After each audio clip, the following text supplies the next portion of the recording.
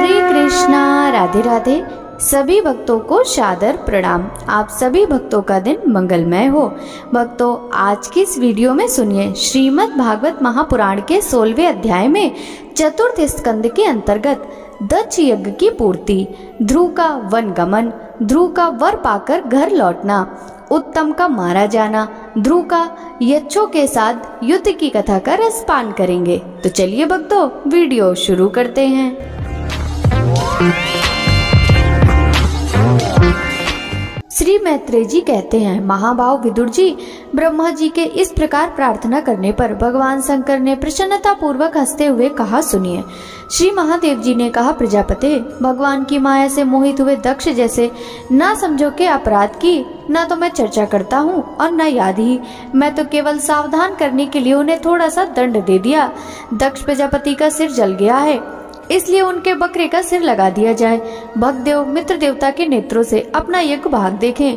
पूसा पिसा हुआ अन्न खाने वाले हैं, वे उसे यजमान के दांतों से भक्षण करें तथा अन्य सब देवताओं के अंग प्रत्यंग भी स्वस्थ हो जाएं, क्योंकि उन्होंने यज्ञ से बचे हुए पदार्थों को मेरा भाग निश्चित किया है। अर्धवायु आदि यज्ञिकों में से जिनकी भुजाएं टूट गई हैं, वे अश्विनी कुमार की भुजाओं से, और जिनके हाथ नष्ट हो गए हैं, वे पूसा के हाथों से काम करें, और भृगु जी के बकरी की सी दाढ़ी मूंछ हो जाए। श्री मैत्रेय जी कहते हैं, वत्स विदुर, जब भगवान शंकर के वचन सुनकर सब लोग प्रसन्न चित्त से धन्य धन्य कहने लगे, फिर सभी देवता और ऋषियों ने महादेव जी से दक्ष की यज्ञशाला में पधारने की प्रार्थना की, और तब वे उन्हें तथा ब्रह्मा जी को साथ लेकर वहां गए। वहां जैसा जैसा भगवान शंकर ने कहा था, उसी प्रकार सब कार्य करके उन्होंने दक्ष की धड़ से यज्ञ पशु का सिर जोड़ दिया। सिर जुड़ जाने पर रुद्रदेव की दृष्टि पड़ते ही दक्ष तत्काल सोकर जगने के समान जी उठे और अपने सामने भगवान शिव को देखा। दक्ष का शंकर द्रोह की कलिमा से कलुषित हृदय उनका दर्शन करने से शरतकालीन सरोवर के समान स्वच्छ हो गया। उन्होंने महादेव जी की स्तुति करनी चाहिए, किंतु अपनी मरी हुई बेटी सती का स्मरण हो आने से स्नेह और उत्कंठा के कारण उनके नेत्रों में आंसू भर गए। उनके मुख से शब्द न निकला। प्रेम से विवल परम बुद्धिमान प्रजापति ने जैसे तैसे अपने हृदय के आवेग को रोककर विशुद्ध भाव से भगवान शिव की स्तुति करनी आरंभ की।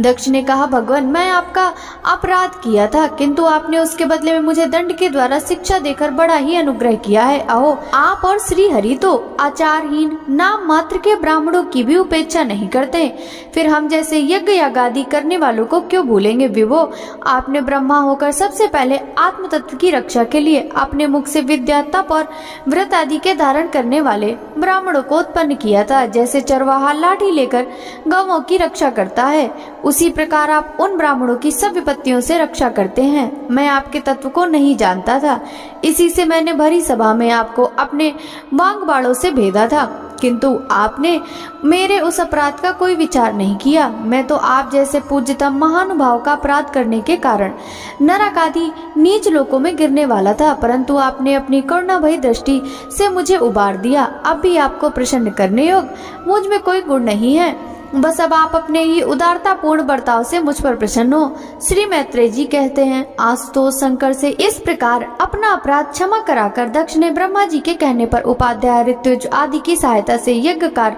आरंभ किया। तब ब्राह्मणों ने यज्ञ संपन्न करने के उद्देश्य से रुद्रगण संबंधी भूत पिशाचों के संसर्ग जनित दोष की शांति के लिए 3 पात्रों में विष्णु भगवान के लिए तैयार किए हुए पुरोडास नामक चरु का हवन किया। विदुर जी, उसी हवि को हाथ में लेकर खड़े हुए अर्धवर्यु के साथ यजमान दक्ष ने ज्यों ही विशुद्ध चित्त से श्री हरि का ध्यान किया, त्यों ही सहसा भगवान वहां प्रकट हो गए। बहत और रथंतर नाम श्याम स्रोत जिनके पंख हैं, उन गरुण जी के द्वारा समीप लाए हुए भगवान ने 10 दिशाओं को प्रकाशित करती हुई अपनी अंग कांति से सब देवताओं का तेज हर लिया। उनके सामने सबकी कांति फीकी पड़ गई। उनका श्याम बढ़ता, कमर में स्वर्ण की करधनी तथा पीताम्बर सुशोभित थे। सिर पर सूर्य के समान दीप्यमान मुकुट था। मुख कमल भौरों के समान नीली अलकावली और कांतिमय कुंडलों से शोभायमान था। उनके स्वर्णमय आभूषणों से विभूषित 8 भुजाएं थी जो भक्तों की रक्षा के लिए सदा उद्धत रहती थी। 8 भुजाओं में वे शंख, पद्म, चक्र, बाण, धनुष, गदा, खड़ग और ढाल लिए हुए थे तथा इन सब आयुधों के कारण वे फूले हुए कनेर के वृक्ष के समान जान पड़ते थे।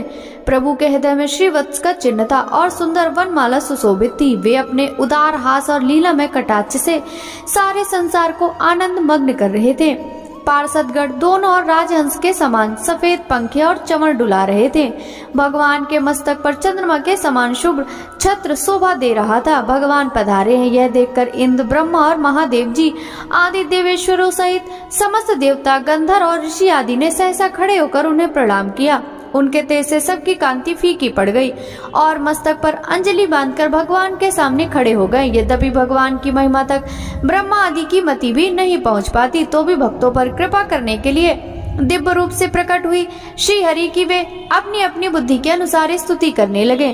सबसे पहले प्रजापति दक्ष एक उत्तम पात्र में पूजा की सामग्री ले नंद, सुनंद आदि पार्षदों से घिरे हुए प्रजापतियों के परम गुरु भगवान यज्ञेश्वर के पास गए और अति आनंदित हो विनीत भाव से हाथ जोड़कर प्रार्थना करते हुए प्रभु के शरणापन्न हुए। दक्ष ने कहा, भगवान अपने स्वरूप में आप बुद्धि की जागृत आदि संपूर्ण अवस्थाओं से रहित, शुद्ध, चिन्मय, भेद रहित, इत्यो निर्भर है। आप माया का तिरस्कार करके स्वतंत्र रूप से विराजमान है, तथापि जब माया से जीव भाव को स्वीकार कर उसी माया में स्थित हो जाते हैं तब अज्ञानी से दिखने लगते हैं। ऋतुजु ने कहा, उपाधि रहित प्रभु भगवान रुद्र के प्रधान अनुचर नंदीश्वर के शाप के कारण हमारी बुद्धि केवल कर्म कांड में ही फंसी हुई है। एतयो हम आपके तत्व को नहीं जानते जिसके लिए इस कर्म का यही देवता है, ऐसी व्यवस्था की गई है। उस धर्म प्रवृत्ति के प्रयोजक वेद त्रयी से प्रतिपादित यज्ञ को हम ही आपका स्वरूप समझते हैं।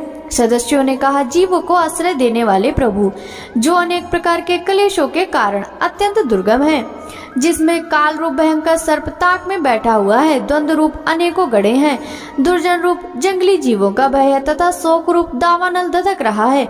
ऐसे विश्राम स्थल से रहित संसार मार्ग में जो अज्ञानी जीव कामनाओं से पीड़ित होकर विषय रूप मृग तृष्णा जल के लिए ही देह का भारी बोझ सिर पर लिए जा रहा है, वे भला आपके चरण कमलों की शरण में कब आने लगे। रुद्र ने कहा, वरदायक प्रभु आपके उत्तम चरण इस संसार में सकाम पुरुषों को संपूर्ण पुरुषार्थों की प्राप्ति कराने वाले हैं और जिन्हें किसी भी वस्तु की कामना नहीं है, वे निष्काम मुनिजन भी उनका आदर पूर्वक पूजन करते हैं।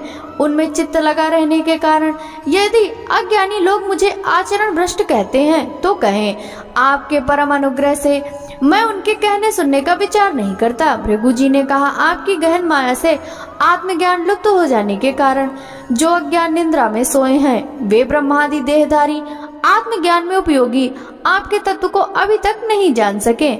ऐसा होने पर भी आप अपने शरणागत भक्तों के आत्मा और सुहृद हैं, अतः आप मुझ पर प्रसन्न होइए। ब्रह्मा जी ने कहा, प्रभु पृथक पृथक पदार्थों को जानने वाली इंद्रियों के द्वारा पुरुष सब कुछ देखता है, वह आपका स्वरूप नहीं है, क्योंकि आप ज्ञान, शब्द आदि विषय और श्रोतादि इंद्रियों के अधिष्ठान हैं। ये सब आप में अध्यस्त हैं, इसलिए आप इस मायामय प्रपंच से सर्वथा अलग हैं। इंद्र ने कहा, अच्युत आपका यह जगत को प्रकाशित करने वाला रूप देवद्रोहियों को संसार करने वाली 8 भुजाओं से सुशोभित है, जिसमें आप सदा ही नाना प्रकार के आयुध धारण किए रहते हैं। यह रूप हमारे मन और नेत्रों को परम आनंद देने वाला है। यज्ञिकों की पत्नी ने कहा, भगवान ब्रह्मा जी ने आपके पूजन के लिए ही इस यज्ञ की रचना की थी, परंतु दक्ष पर कुपित होने के कारण इसे भगवान पशुपति ने अब नष्ट कर दिया। यज्ञ मूर्ति शमशान भूमि के समान उत्सवहीन हमारे उस यज्ञ को आप नील कमल किसी कांति वाले अपने नेत्रों से निराहार कर पवित्र कीजिए। ऋषियों ने कहा, भगवान आपकी लीला बड़ी ही अनोखी है, क्योंकि आप कर्म करते हुए उनमें निर्लेप रहते हैं। दूसरे लोग वैभव की भूख से जिन लक्ष्मी जी की उपासना करते हैं, वे स्वयं आपकी सेवा में लगी रहती हैं, तो भी आप उनका मान नहीं करते, उनसे निष्प्रह रहते हैं। सिद्धों ने कहा, प्रभु यह हमारा मन रूप हाथी नाना प्रकार के क्लेश रूप दावानल से दग्ध एवं अत्यंत त्रसित होकर आपकी कथा रूप विशुद्ध अमृतमय सरिता में घुसकर गोते लगाए बैठा है। वहाँ ब्रह्मानंद में लीन सा हो जाने के कारण उसे न तो संसार रूप दावानल का ही स्मरण है और न वह उस नदी से बाहर ही निकलता है। यज्ञमान पत्नी ने कहा, सर्वसमर्थ परमेश्वर आपका स्वागत है, मैं आपको नमस्कार करती हूँ।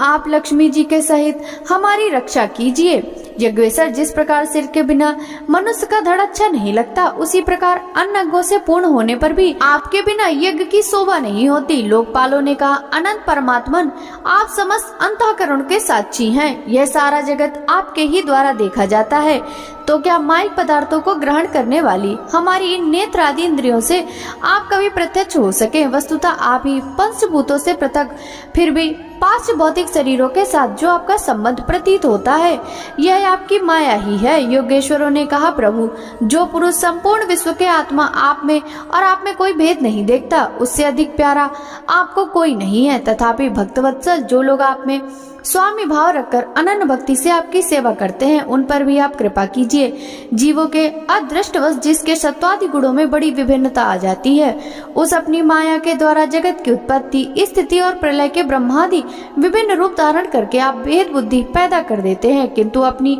स्वरूप स्थिति से आप उस भेद ज्ञान और उसके कारण सत्वादि गुणों से सर्वथा दूर हैं। ऐसे आपको हमारा नमस्कार है। ब्रह्म स्वरूप वेद ने कहा, आप ही धर्म आदि की उत्पत्ति के लिए शुद्ध सत्व को स्वीकार करते हैं, साथ ही आप ही निर्गुण हैं। एतयो आपका तत्व ना तो मैं जानता हूँ और न ब्रह्मादि कोई और ही जानते हैं। आपको नमस्कार है। अग्निदेव ने कहा, भगवान आपके ही तेज से प्रज्वलित होकर मैं श्रेष्ठ यज्ञों में देवताओं के पास घृत मिश्रित हवि पहुंचाता हूँ। आप साक्षात यज्ञ पुरुष एवं यज्ञ की रक्षा करने वाले हैं। अग्निहोत्र, दर्श, पौर्णमास, चातुर्मास और पशु सोम, ये 5 प्रकार के यज्ञ आपके ही स्वरूप हैं तथा आश्रय व अष्टोषोदश यजे, ये यजामहे और वषड, इन 5 प्रकार के यजुर मंत्रों से आपका ही पूजन होता है। मैं आपको प्रणाम करता हूँ। देवताओं ने कहा, देव आप आदि पुरुष हैं। पूर्व कल्प का अंत होने पर अपने कार्य रूप इस प्रपंच को उदर में लीन कर आपने ही प्रलयकालीन जल के भीतर शेष नाग की उत्तम सैया पर शयन किया था। आपके आध्यात्मिक स्वरूप का जन लोक दिवासी सिद्धगढ़ भी अपने हृदय में चिंतन करते हैं। अहो, वही आप आज हमारे नेत्रों के विषय में होकर अपने भक्तों की रक्षा कर रहे हैं।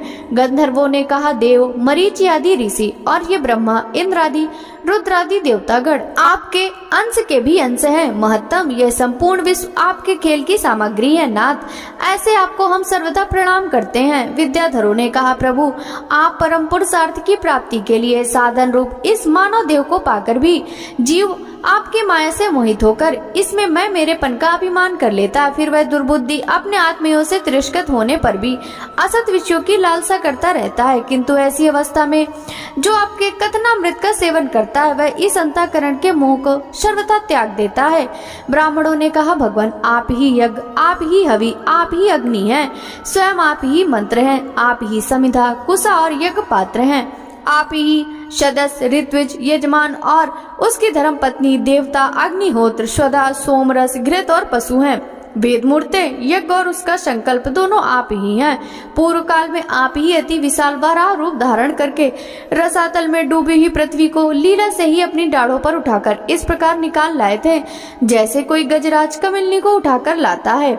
उस समय आप धीरे धीरे गरज रहे थे और योगीगण आपका यह अलौकिक पुरुषार्थ देखकर आपकी स्तुति करते जाते थे। यज्ञेश्वर, जब लोग आपके नाम का कीर्तन करते हैं तब यज्ञ के सारे विघ्न नष्ट हो जाते हैं। हमारा यह यज्ञ स्वरूप सत्कर्म नष्ट हो गया था, अतः हम आपके दर्शनों की इच्छा कर रहे थे।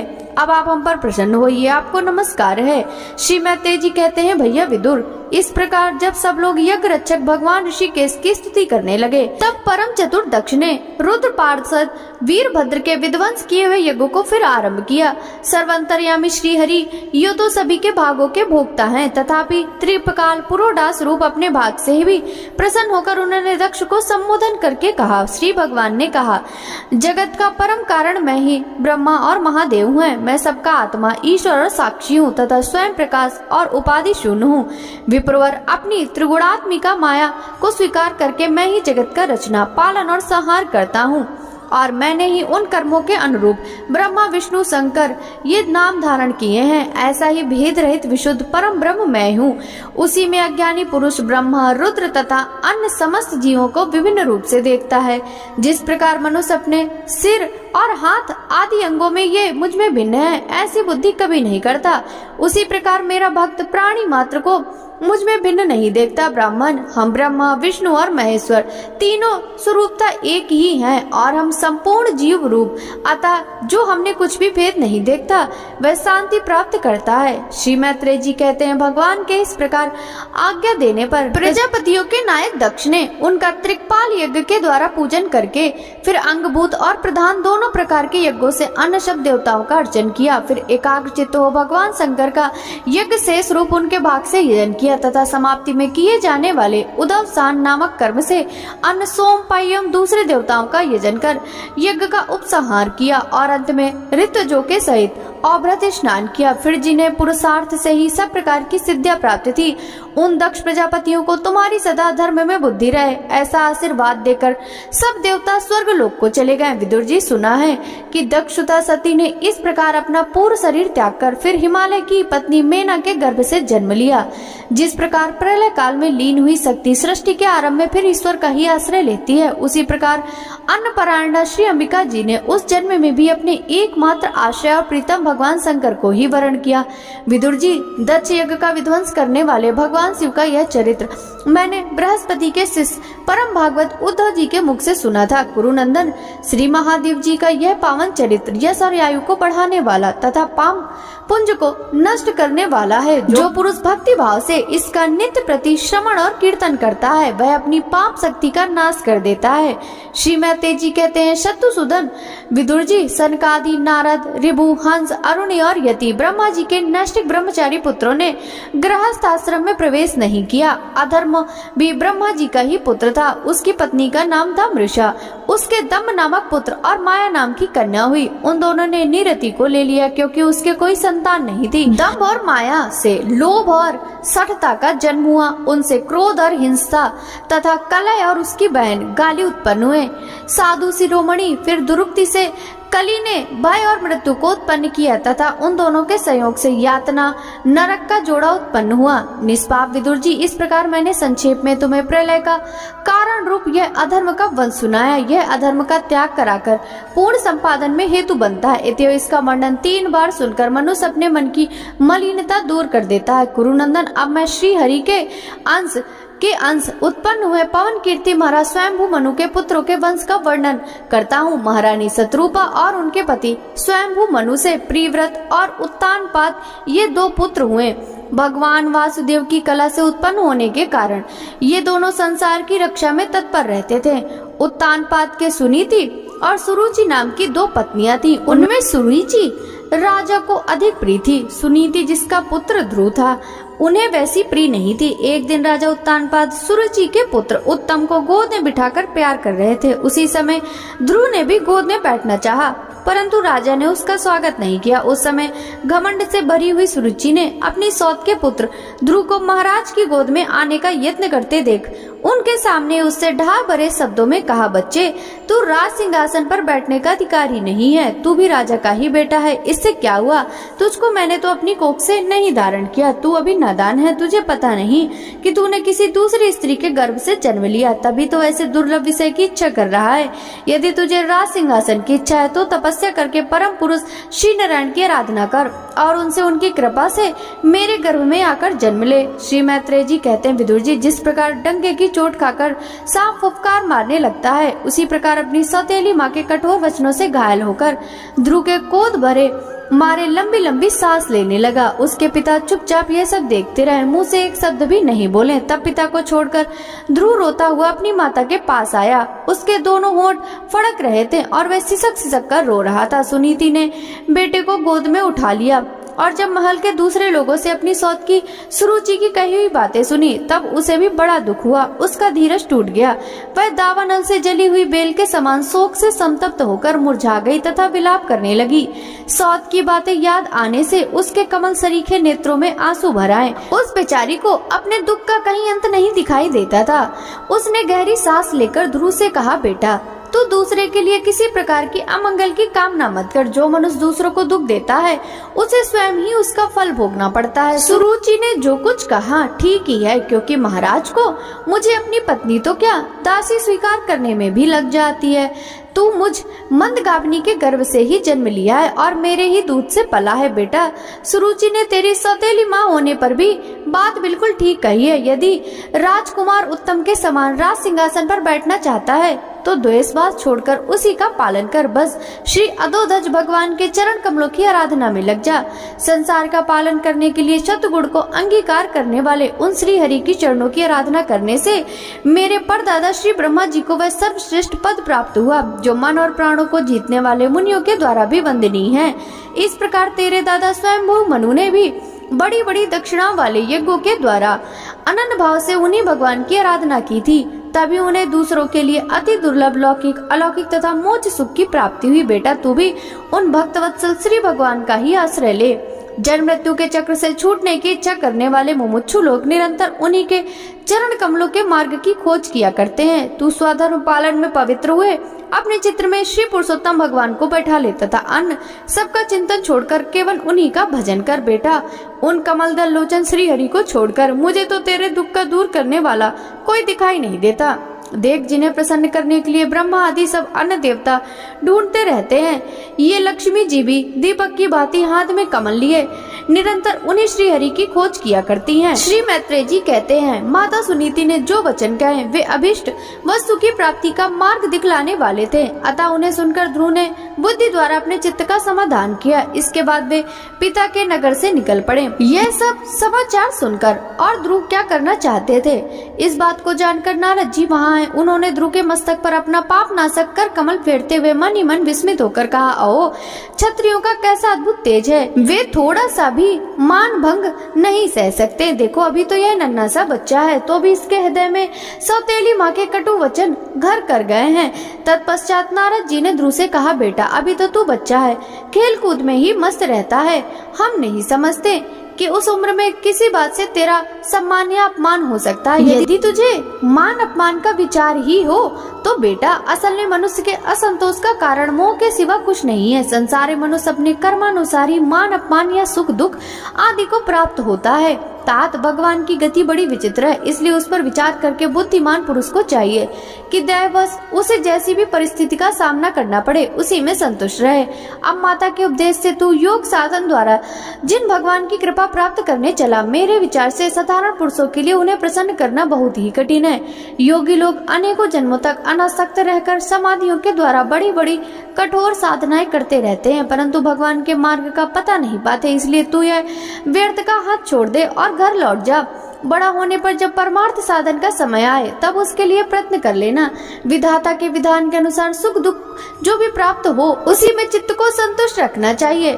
योग करने वाला पुरुष मोहमय संसार से पार हो जाता है। मनुष्य को चाहिए कि अपने से अधिक गुणवान को देखकर प्रसन्न हो, जो कम गुण वाला हो उस पर दया करे और जो अपने समान गुण वाला हो उससे मित्रता का भाव रखे। योग करने से उसे दुख कभी नहीं दबा सकते। ध्रुव ने कहा, भगवान सुख दुख से जिनका चित्त चंचल हो जाता है उन लोगों के लिए आपने कृपा करके शांति का यह बहुत अच्छा उपाय बताया, परंतु मुझ जैसे अज्ञानियों की दृष्टि यहाँ तक नहीं पहुँच पाती। इसके सिवा मुझे घोर क्षत्रिय स्वभाव प्राप्त हुआ है, एवं मुझे विनय का प्राय अभाव है। सुरुचि ने अपने कटु वचन रूपी बाणों से मेरे हृदय को विदीर्ण कर डाला, इसलिए उसमें आपका यह उपदेश नहीं ठहर पाता। ब्राह्मण, मैं उस पद पर अधिकार करना चाहता हूँ जो त्रिलोकी में सबसे श्रेष्ठ है, जिस पर मेरे बाप दादे और दूसरे कोई भी आरूढ़ नहीं हो सके।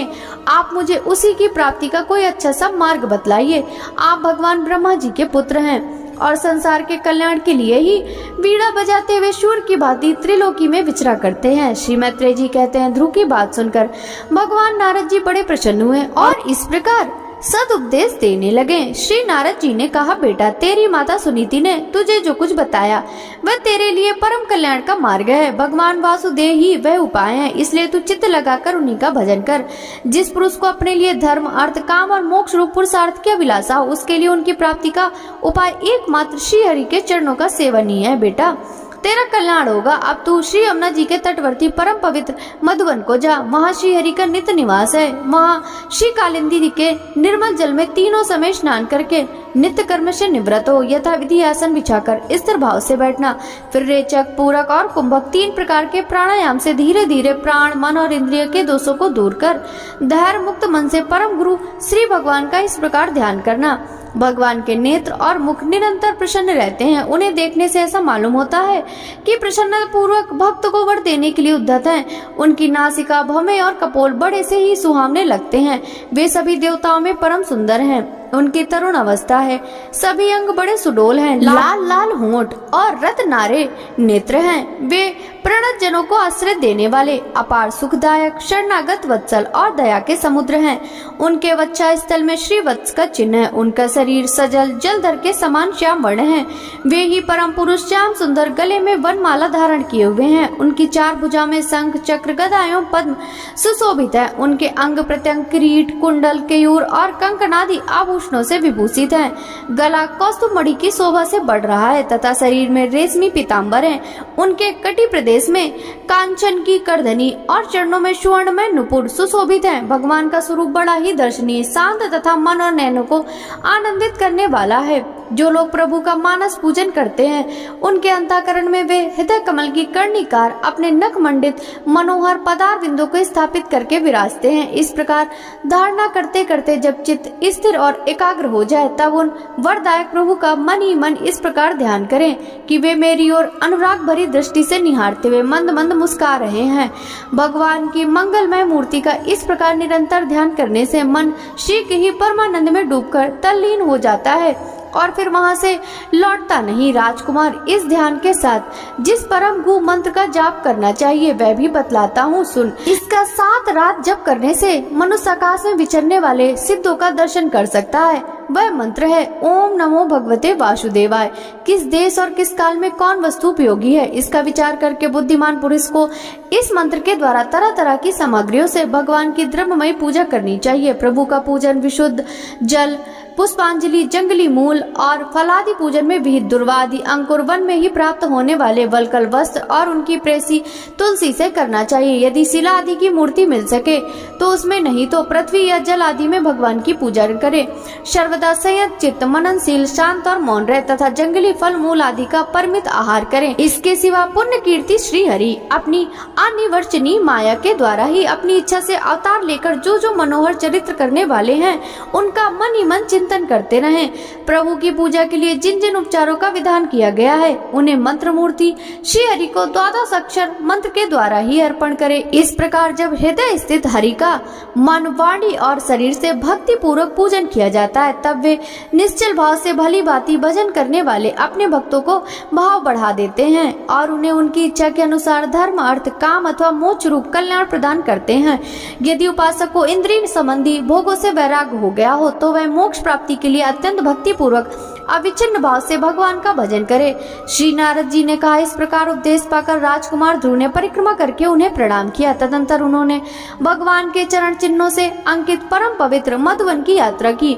ध्रुव के तपोवन की ओर चले जाने पर नारद जी महाराज उत्तानपाद के महल में पहुंचे। राजा ने उनकी यथायुग उपचारों से पूजा की। तब उन्होंने आराम से आसन पर बैठाकर राजा से पूछा। श्री नारद जी ने कहा, राजन, तुम्हारा मुख सूखा हुआ है, तुम बड़ी देर से किस सोच में पड़े हो? तुम्हारे धर्म, अर्थ और काम में किसी चीज की कमी तो नहीं आ गई? राजा ने कहा, ब्राह्मण, मैं बड़ा ही निर्दय हूँ। हाय, मैंने अपने 5 वर्ष के नन्हे से बच्चे को उसकी माता के साथ घर से निकाल दिया। मुनिवर, वह बड़ा ही बुद्धिमान था। उसका कमल सा मुख भूख से कुमला गया होगा। वह थककर कहीं रास्ते में पड़ गया होगा। ब्राह्मण, उस असहाय बच्चे को वन में कहीं भेड़िए ना खा जाए। ओह, मैं कैसा स्त्री का गुलाम हूँ। मेरी कुटिलता तो देखिए। वह बालक प्रेमवश मेरी गोद में चढ़ना चाहता था किंतु मुझ दुष्ट ने उसका तनिक सा भी आदर नहीं किया। श्री नारद जी ने कहा, राजन, तुम अपने बालक की चिंता मत करो, उसके रक्षक भगवान हैं। तुम्हें उसके प्रभाव का पता नहीं, उसका यह सारे जगत में फैल रहा है। वह बालक बड़ा समर्थ है। जिस काम को बड़े बड़े लोकपाल भी नहीं कर सके उसे पूरा करके वह शीघ्र ही तुम्हारे पास लौट आएगा। उसके कारण तुम्हारा यश और भी बहुत बढ़ जाएगा। श्री मैत्रेय जी कहते हैं, देवर्षि नारद जी की बात सुनकर महाराज उत्तानपाद राजपाट की ओर से उदासीन होकर निरंतर पुत्र की चिंता में ही रहने लगे। इधर ध्रुव जी मधुवन में पहुंचकर यमुना जी में स्नान किया और उस रात पवित्रता पूर्वक उपवास करके श्री नारद जी के उपदेशानुसार एकाग्र चित्त से परम पुरुष श्री नारायण की उपासना आरंभ कर दी। उन्होंने 3 रात्रि के अंतर से शरीर निर्वाह के लिए केवल कैथ और बेर के फल खाकर श्री हरि की उपासना करते हुए 1 मास व्यतीत कर दिया। दूसरे महीने में उन्होंने 6 दिन के पीछे सूखे घास और पत्ते खाकर भगवान का भजन किया। तीसरा महीना 9 दिन पर केवल जल पीकर समाधि योग के द्वारा श्री हरि की आराधना करते हुए बिताया। चौथे महीने में उन्होंने श्वास को जीतकर 12 दिनों के भीतर केवल वायु पीकर ध्यान योग द्वारा भगवान की आराधना की। 5वां मास लगने पर राजकुमार ध्रुव श्वास को जीतकर परम ब्रह्म का चिंतन करते हुए एक पैर से खंबे के समान निश्चल भाव से खड़े हो गए।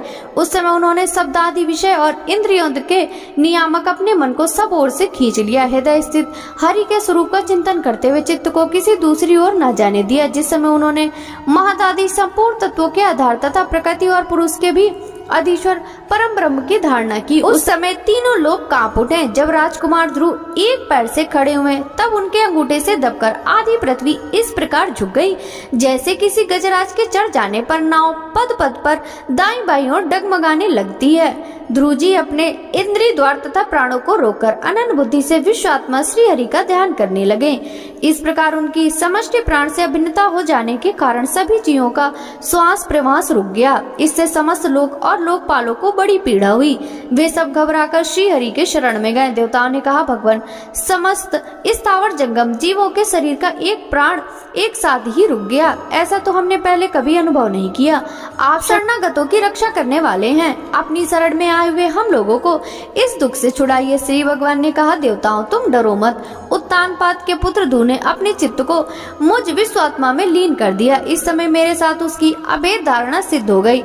इसी से उसके प्राण निरोध से तुम सबका प्राण भी रुक गया। अब तुम अपने अपने लोगों को जाओ, मैं उस बालक को इस दुष्कर तप से निवृत्त कर दूंगा। श्री मैत्रेय जी कहते हैं, विदुर जी, भगवान के इस प्रकार आश्वासन देने से देवताओं का भय जाता रहा और वे उन्हें प्रणाम करके स्वर्ग लोक को चले गए। तदंतर विराट स्वरूप भगवान गरुड़ पर चढ़कर अपने भक्तों को देखने के लिए मधुवन में आए। उस समय ध्रुव जी तीव्र योगाभ्यास से एकाग्र हुई बुद्धि के द्वारा भगवान की बिजली की समान देदीप्यमान जिस मूर्ति का अपने हृदय कमल में ध्यान कर रहे थे वह सहसा विलीन हो गई। इससे घबराकर उन्होंने ज्यों ही नेत्र खोले कि भगवान उसी के रूप को बाहर अपने सामने खड़ा देखा। प्रभु का दर्शन पाकर बालक ध्रुव को बड़ा कौतूहल हुआ। वे प्रेम से अधीर हो गए। उन्होंने पृथ्वी पर दंड के समान लौटकर उन्हें प्रणाम किया। फिर वे इस प्रकार प्रेम भरी दृष्टि से उनकी ओर देखने लगे मानो नेत्रों से उन्हें पी जाएंगे, मुख से चूम लेंगे और भुजाओं में कस लेंगे। वे हाथ जोड़े प्रभु के सामने खड़े थे और उनकी स्तुति करना चाहते थे, परंतु किस प्रकार करें यह नहीं जानते थे। सर्वंतर्यामी हरि उनके मन की बात जान गए। उन्होंने कृपा पूर्वक अपने वेदमय शंख को उनके गाल से छुआ दिया। ध्रुव जी भविष्य में अविचल पद प्राप्त करने वाले थे। इस समय शंख का स्पर्श होते ही उन्हें वेदमय दिव्य वाणी प्राप्त हो गई और जीव तथा ब्रह्म के स्वरूप का निश्चय भी हो गया। वे अत्यंत भक्ति भाव से धैर्य पूर्वक विश्वविख्यात कीर्तिमान श्री हरि की स्तुति करने लगे। ध्रुव जी ने कहा, आप सर्वशक्ति संपन्न हैं। आप ही मेरे अंतःकरण में प्रवेश करके अपने तेज से मेरी सोई हुई वाणी को सजीव करते हैं तथा हाथ, पैर, कान और त्वचा आदि अन्य इंद्रियों एवं प्राणों को भी चेतना देते हैं। मैं आप अंतर्यामी भगवान को प्रणाम करता हूँ। भगवान, आप एक ही हैं, परंतु अपनी अनंत गुणमयी माया शक्ति से महदादि संपूर्ण प्रपंच को रचकर अंतर्यामी रूप से उसमें प्रवेश कर जाते हैं और फिर इसके इंद्र आदि असत गुणों में उनके अधिष्ठात देवताओं के रूप में स्थित होकर अनेक रूप भासते हैं। ठीक वैसे ही जैसे तरह तरह की लकड़ियों में प्रकट हुई आग अपनी उपाधियों के अनुसार भिन्न भिन्न रूपों में भासती है। नाथ, सृष्टि के आरंभ में ब्रह्मा जी ने भी आपकी शरण लेकर आपके दिए हुए ज्ञान के प्रभाव से ही इस जगत को सोकर उठे हुए पुरुष के समान देखा था। दीन बंधु, उन्हीं आपके चरण तल का मुक्त पुरुष भी आश्रय लेते हैं। कोई भी कृतज्ञ पुरुष उन्हें कैसे भूल सकता है। प्रभु, इन समतुल शरीरों के द्वारा भोगा जाने वाला इंद्रिय और विषयों के संसर्ग से उत्पन्न सुख तो मनुष्यों को नरक में भी मिल सकता है। जो लोग इस विषय सुख के लिए ललायित रहते हैं और जो जन्म मरण के बंधन से छुड़ा देने वाले कल्पतरु स्वरूप आपकी उपासना भगवत प्राप्ति के सिवा किसी अन्य उद्देश्य से करते हैं, उनकी बुद्धि अवश्य ही आपके माया द्वारा ठगी गई है। नाथ, आपके चरण कमलों का ध्यान करने से और आपके भक्तों के पवित्र चरित्र सुनने से प्राणियों को जो आनंद प्राप्त होता है वह निजानंद स्वरूप ब्रह्म में भी नहीं मिल सकता। फिर जिन्हें काल की तलवार काटे डालती है, उन स्वर्गीय विमानों से गिरने वाले पुरुषों को वह सुख मिल ही कैसे सकता है। अनंत परमात्मन, मुझे तो आप उन विशुद्ध हृदय महात्मा भक्तों का संग दीजिए जिनका आप में अविच्छिन्न भक्ति भाव है। उनके संग में मैं आपके गुणों और लीलाओं की कथा सुधा को पीकर उन्मत्त हो जाऊंगा। सहज ही इस अनेक प्रकार के दुखों से पूर्ण भयंकर संसार सागर के उस पार पहुंच जाऊंगा। कमलनाथ प्रभु, जिनका चित्त आपके चरण कमल की सुगंध में लुभाया हुआ है, उन महानुभावों का जो लोग संग करते हैं वे अपने इस अनंत प्रिय शरीर और इसके संबंधी पुत्र मित्र ग्रह और स्त्री आदि की सुधि भी नहीं करते। अजन्मा परमेश्वर, मैं तो पशु वृक्ष पर्वत पक्षी सरीसृप देवता दैत्य मनुष्य आदि से परिपूर्ण तथा महदादि अनेकों कारणों से संपादित आपके इस सत सदात्मक स्थूल विश्व रूप को ही जानता हूँ। इससे परे जो आपका परम स्वरूप है, जिसमें वाणी की गति नहीं है, उसका मुझे पता नहीं। भगवान, कल्पकांत होने पर योग निंदा में स्थित जो परम पुरुष इस संपूर्ण विश्व को अपने उदर में लीन करके शेष जी के साथ उन्हीं की गोद में शयन करते हैं तथा जिनके नाभि समुद्र से प्रकट हुए सर्वलोकमय स्वर्ण वर्ण कमल से परम तेजोमय ब्रह्मा जी उत्पन्न हुए हैं, वे भगवान आप ही हैं। मैं आपको प्रणाम करता हूँ प्रभु। आप अपनी अखंड चिन्मयी दृष्टि से बुद्धि की सभी अवस्थाओं के साक्षी हैं तथा नित्य मुक्त शुद्ध सत्वमय सर्वज्ञ परमात्मन स्वरूप निर्विकार आदि पुरुष संपन्न एवं तीनों गुणों के अधीश्वर हैं। आप जीव से सर्वथा भिन्न है तथा संसार की स्थिति के लिए यज्ञ अधिष्ठाता विष्णु रूप से विराजमान है। आपसे ही विद्या अविद्या आदि विरुद्ध गतियों वाली अनेकों शक्तियाँ धारावाहिक रूप से निरंतर प्रकट होती रहती हैं। आप जगत के कारण अखंड अनादि अनंत आनंदमय निर्विकार ब्रह्म स्वरूप हैं। मैं आपकी शरण में हूँ भगवान। आप परमानंद मूर्ति हैं। जो लोग ऐसा समझकर निष्काम भाव से आपका निरंतर भजन करते हैं, उनके लिए राज्य आदि भोगों की अपेक्षा आपके चरण कमलों की प्राप्ति भजन का सच्चा फल है। स्वामिन, यद्यपि बात ऐसी है तो भी गौ जैसे अपने तुरंत के जन्मे हुए बछड़े को दूध पिलाती और व्याक्रादियों से बचाती रहती है, उसी प्रकार आप भी भक्तों पर कृपा करने के लिए निरंतर विकल रहने के कारण हम जैसे सकाम जीवों की भी कामना पूर्ण करके उनकी संसार भय से रक्षा करते हैं। श्री मैत्रेय जी कहते हैं, विदुर जी, जब शुभ संकल्प वाले मतिमान ध्रुव जी ने इस प्रकार स्तुति की, तब भक्त वत्सल भगवान उनकी प्रशंसा करते हुए कहने लगे। श्री भगवान ने कहा, उत्तम व्रत का पालन करने वाले राजकुमार, मैं तेरे हृदय का संकल्प जानता हूँ।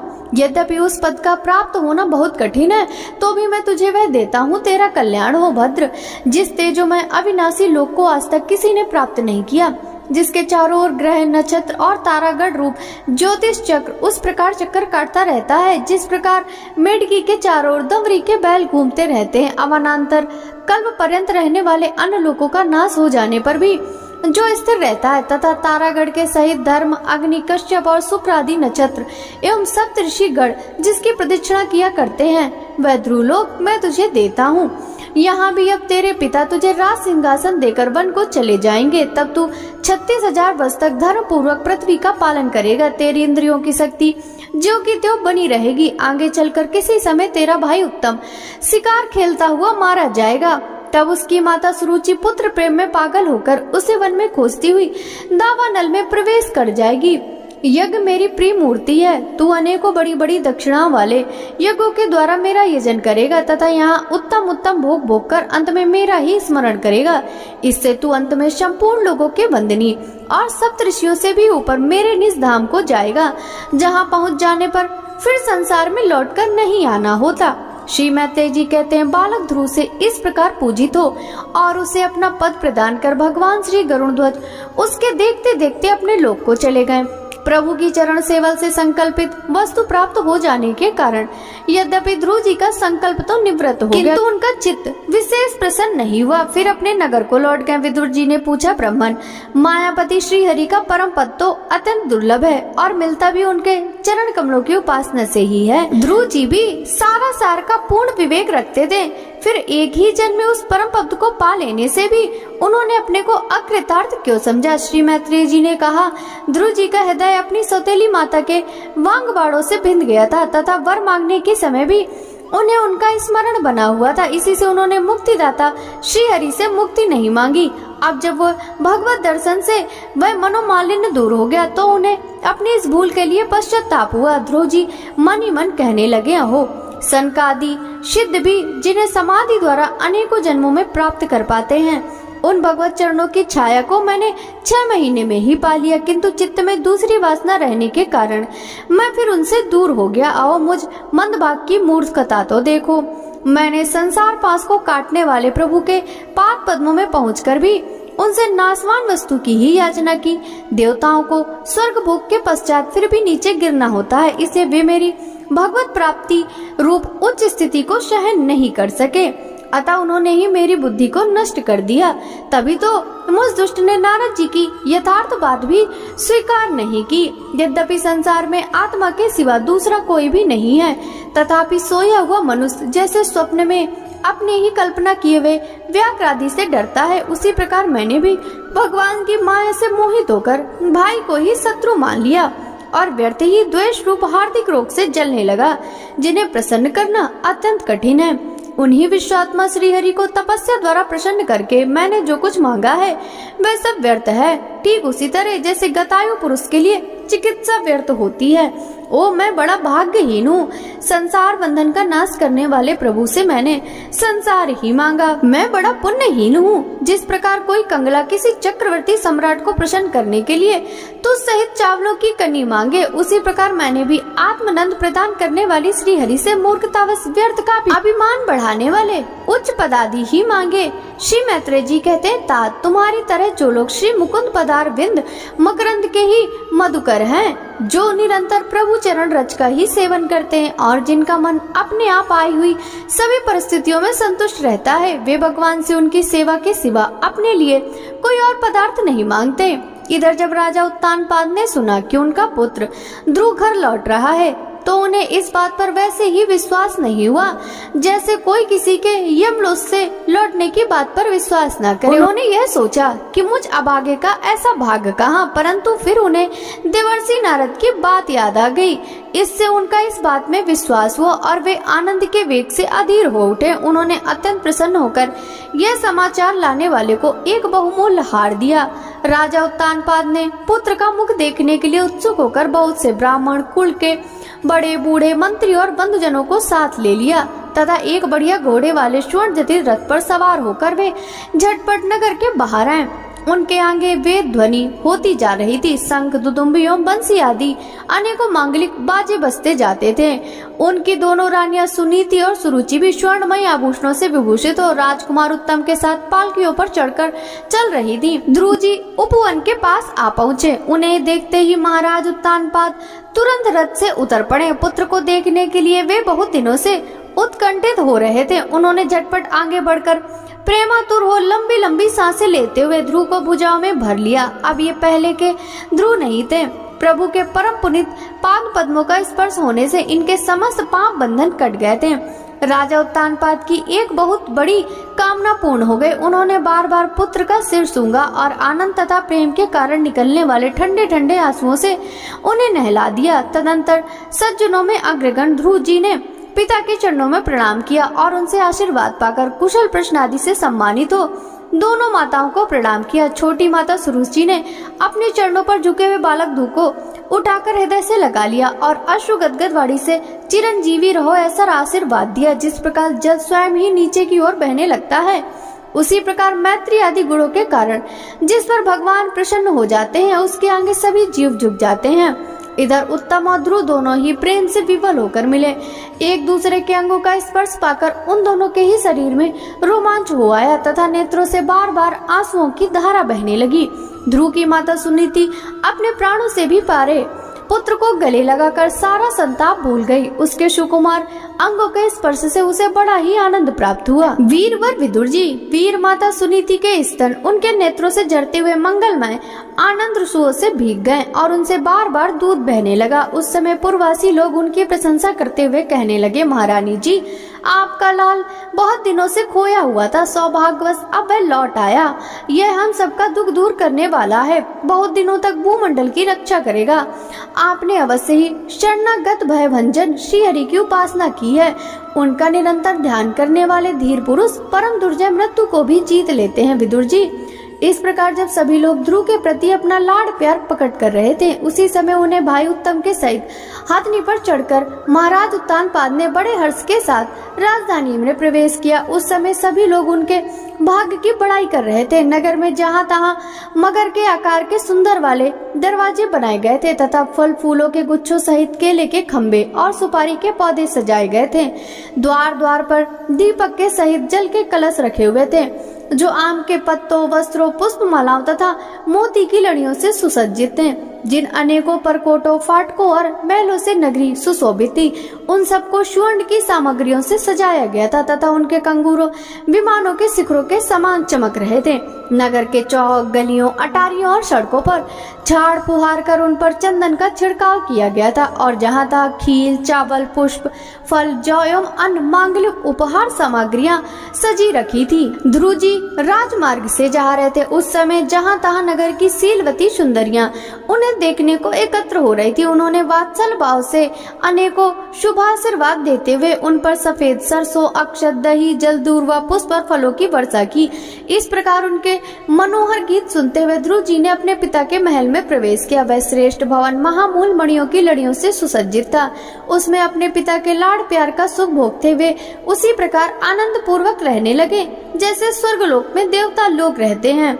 वहाँ दूध के फेन के समान सफेद और कोमल सैयाएं, हाथी दांत के पलंग, सुनहरी कामदार पर्दे, बहुमूल आसन और बहुत सा सोने का सामान था। उसकी स्फटिक और महामरकत मणि की दीवारों में रत्नों की बनी हुई स्त्री मूर्तियों पर रखे हुए मणि में दीपक जगमगा रहे थे। उस महल के चारों ओर अनेक जाति के दिव्य वृक्षों से सुशोभित उद्यान थे, जिसमें नर और मादा पक्षियों का कलरव तथा मतवाले भौरों का गुंजार होता रहता था। उन बगीचों में पुखराज की सीढ़ियों से सुशोभित बावलियां थी, जिनमें लाल, नीले और सफेद रंग के कमल खिले रहते थे तथा हंस, कारंडव, चकवा, सारस आदि पक्षी क्रीड़ा करते रहते थे। राजर्षि उत्तानपाद ने अपने पुत्र के अति अद्भुत प्रभाव की बात देवर्षि नारद से पहले ही सुन रखी थी। अब उसे प्रत्यक्ष वैसा ही देखकर उन्हें बड़ा आश्चर्य हुआ। फिर यह देखकर कि अब ध्रुव तरुण अवस्था को प्राप्त हो गए हैं, अमात्य वर्ग उन्हें आदर की दृष्टि से देखते हैं तथा प्रजा भी उन पर अनुराग है। उन्होंने उन्हें निखिल भूमंडल के राज्य पर अभिषिक्त कर दिया और आप वृद्धावस्था आई जानकर आत्मस्वरूप चिंतन करते हुए संसार से विरक्त हो वन को चल दिए। श्री मैत्रेय जी कहते हैं, विदुर जी, ध्रुव ने प्रजापति शिशुमार की पुत्री भ्रमी के साथ विवाह किया। उससे उनके कल्प और वत्सन नाम के 2 पुत्र हुए। महाबली ध्रुव की दूसरी स्त्री भी वायुपुत्री ईला थी। उससे उनके उत्कल नाम के एक पुत्र और कन्या रत्न का जन्म हुआ। उत्तम का अभी विवाह नहीं हुआ था। एक दिन शिकार खेलते समय उसे हिमालय पर्वत पर एक बलवान यक्ष ने मार डाला। उसके साथ उसकी माता भी परलोक सिधार गई। ध्रुव ने जब भाई के मारे जाने का समाचार सुना तो वे क्रोध, शोक और उद्वेग से भरकर एक विजयप्रद रथ पर सवार हो यक्षों के देश में जा पहुँचे। उन्होंने उत्तर दिशा में जाकर हिमालय की घाटी में यक्षों से भरी हुई अलकापुरी देखी। उसमें अनेकों भूत, प्रेत, पिशाच आदि रुद्रानुचर रहते थे। विदुर जी, वहां पहुंचकर महाबाहु ध्रुव ने अपना शंख बजाया तथा संपूर्ण आकाश और दिशाओं को गुंजा दिया। उस शंख ध्वनि से यक्ष पत्नियां बहुत ही डर गईं। उनकी आंखें भय से कातर हो उठी। विदुर जी, महाबलवान यक्ष वीरों को वह शंखनाद सहन न हुआ, इसलिए वे तरह तरह के अस्त्र शस्त्र लेकर नगर के बाहर निकल आए और ध्रुव पर टूट पड़े। महारथी ध्रुव प्रचंड धनुर्धर थे। उन्होंने एक ही साथ उनमें से प्रत्येक को 3-3 बाण मारे। उन सभी ने जब अपने अपने मस्तकों में 3-3 बाण लगे देखे, तब उन्हें यह विश्वास हो गया कि हमारी हार अवश्य होगी। वे ध्रुव जी के इस अद्भुत पराक्रम की प्रशंसा करने लगे। फिर जैसे सर्प किसी के पैरों का आघात नहीं सहते, उसी प्रकार ध्रुव के इस पराक्रम को न सहकर उन्होंने भी उनके बाणों के जवाब में एक ही साथ उनसे दूने 6 बाण छोड़े। यक्षों की संख्या 13,000 थी। उन्होंने ध्रुव जी का बदला लेने के लिए अत्यंत कुपित होकर रथ और सारथी के सहित उन पर परिख, खड़ग, प्रास, त्रिशूल, फरसा, शक्ति, भुसुंडी तथा चित्र विचित्र पंखदार बाणों की वर्षा की। इस भीषण शस्त्र वर्षा से ध्रुव जी बिल्कुल ढक गए। तब लोगों का उनका दिखना वैसे ही बंद हो गया जैसे भारी वर्षा से पर्वत का। उस समय जो सिद्धगढ़ आकाश में स्थित होकर यह दृश्य देख रहे थे, वे सब हाय हाय करके कहने लगे, आज यक्ष सेना रूप समुद्र में डूबकर यह मानव शूर अस्त हो गया। यक्ष लोग अपनी विजय की घोषणा करते हुए युद्ध क्षेत्र में सिंह की तरह गरजने लगे। इस बीच में ध्रुव जी का रथ एकाएक वैसे ही प्रकट हो गया जैसे कुहरे में से शूर भगवान निकल आते हैं। ध्रुव जी ने अपने दिव्य धनुष की टंकार करके शत्रुओं के दिल दहला दिए और फिर प्रचंड बाणों की वर्षा करके उनके अस्त्र शस्त्रों को इस प्रकार छिन्न भिन्न कर दिया जैसे आंधी बादलों को तितर बितर कर देती है। उनके धनुष से छूटे हुए तीखे तीर यक्ष राक्षसों के कवचों को भेदकर इस प्रकार उनके शरीरों में घुस गए जैसे इंद्र के छोड़े हुए वज्र पर्वतों में प्रवेश कर गए थे। विदुर जी महाराज ध्रुव के बाणों से कटे हुए यक्षों के सुंदर कुंडल मंडित मस्तकों से, सुनहरी ताल वृक्ष के समान जांघों से, वलय विभूषित बाहों से, हार भुजबंद मुकुट और बहुमूल पगड़ियों से पटी हुई वह वीरों के मन को लुभाने वाली समर भूमि बड़ी शोभा पा रही थी। जो यक्ष किसी प्रकार जीवित बचे वे क्षत्रिय प्रवर ध्रुव जी के बाणों से प्राय अंग अंग छिन्न भिन्न हो जाने के कारण युद्ध क्रीड़ा में सिंह से परास्त हुए गजराज के समान मैदान छोड़कर भाग गए। नरश्रेष्ठ ध्रुव जी ने देखा कि उस समय विस्तृत रणभूमि में अब एक भी शत्रु अस्त्र शस्त्र लिए उनके सामने नहीं है, तो उनकी इच्छा अलकापुरी देखने की हुई, किंतु वे पुरी के भीतर नहीं गए। वे मायावी क्या करना चाहते हैं इस बात का मनुष्य को पता नहीं लग सकता। सारथी ने इस प्रकार कहकर वे विचित्र रथ में बैठे रहे तथा शत्रु के नवीन आक्रमण की आशंका से सावधान हो गए। इतने में ही उन्हें समुद्र की गर्जना के समान आंधी का भीषण शब्द सुनाई दिया तथा दिशाओं से उठती हुई धूल भी दिखाई दी। एक क्षण में सारा आकाश मेघमाला से घिर गया। सब ओर भयंकर गड़गड़ाहट के साथ बिजली चमकने लगी। निष्पाप विदुर जी उन बादलों से खून, कफ, पीप, विष्ठा, मूत्र एवं चर्बी की वर्षा होने लगी और ध्रुव जी के आगे आकाश से बहुत से धड़ गिरने लगे। फिर आकाश में एक पर्वत दिखाई दिया और सभी दिशाओं में पत्थरों की वर्षा के साथ गदा, परिघ, तलवार और मूसर गिरने लगी। उन्होंने देखा बहुत से सर्प वज्र की तरह फुफकार मारते हुए रोषपूर्ण नेत्रों से आग की चिंगारियां उगलते आ रहे हैं। झुंड के झुंड मद वाले हाथी, सिंह और बाघ भी दौड़े चले आ रहे हैं। प्रलय काल के समान भयंकर समुद्र अपनी उत्ताल तरंगों से पृथ्वी को सब ओर से डुबाता हुआ बड़ी भीषण गर्जना के साथ उनकी ओर बढ़ रहा है। क्रूर स्वभावासुरों ने अपनी आसुरी माया से ऐसे ही बहुत से कौतुक दिखलाए जिनसे कायरों के मन कांप सकते थे। ध्रुव जी पर असुरों ने अपनी दुस्तर माया फैलाई है। यह सुनकर वहाँ कुछ मुनियों ने आकर उनके लिए मंगल कामना की। मुनियों ने कहा, उत्तान पाद नंदन ध्रुव, शरणागत भय भंजन शांग पाणी भगवान नारायण तुम्हारे शत्रुओं का संहार करें। भगवान का तो नाम ही ऐसा है जिसके सुनने और कीर्तन करने मात्र से मनुष्य दुस्तर मृत्यु के मुख से अनायास ही बच जाता है। श्री मैत्रेय जी कहते हैं, विदुर जी ऋषियों का ऐसा कथन सुनकर महाराज ध्रुव ने आचमन कर श्री नारायण के बनाए हुए नारायण शास्त्र को अपने धनुष पर चढ़ाया। उस बाण के चढ़ते ही यक्षों द्वारा रची हुई नाना प्रकार की माया उसी क्षण नष्ट हो गई। जिस प्रकार ज्ञान का उदय होने पर अविद्या आदि क्लेश नष्ट हो जाते हैं। भक्तों, आगे की कथा का रसपान हम कल के अध्याय में करेंगे। श्रीमद् भागवत महापुराण की यह कथा यदि आपको अच्छी लगी हो तो वीडियो को लाइक कर ज्यादा से ज्यादा भक्तों के साथ शेयर कीजिएगा। साथ ही वीडियो के कमेंट बॉक्स में जय श्री कृष्णा राधे राधे जरूर लिखिएगा, जिससे भगवान श्री कृष्ण की कृपा दृष्टि सदा सर्वदा आप सभी पर इसी प्रकार बनी रहे। आपसे मिलते हैं श्रीमद् भागवत महापुराण के चतुर्थ स्कंद के अंतर्गत आगे की कथाओं के साथ। तब तक सभी भक्तों को हरे कृष्णा राधे राधे।